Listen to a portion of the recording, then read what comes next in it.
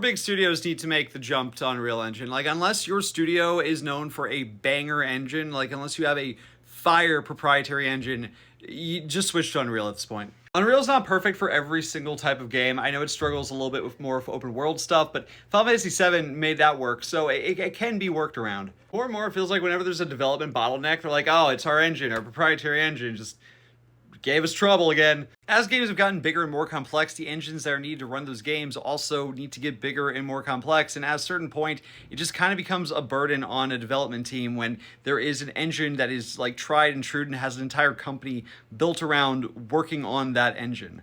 Some proprietary engines are great. The Decima engine is incredible. The RE engine also really good. But like Bethesda, how long are we going to pretend that the creation engine works? How long are you going to pretend that this thing's got a future? And we've seen a lot of success with big companies switching to Unreal before. Square Enix used to have notoriously massive development times due a lot to the proprietary engines, and as they started switching some projects over to Unreal Engine 5, you saw those projects' development times shorten drastically, and now they're putting out games at a pretty decent rate again. And yeah, if you use Unreal Engine 5, you have to pay a royalty to Epic, but it's a pretty reasonable royalty fee. And also, these companies would be saving so much money not having to do R&D on a proprietary engine, not to mention all of the development time that they would save by not trying to get it to work when it's just not happening. I think we're going to start seeing this a lot more before the generation's done, where these big companies are finally switching over to Unreal. So what do you think the next big company to make the jump to Unreal is going to be? Let me know in the comments. If you watched this far, give me a follow.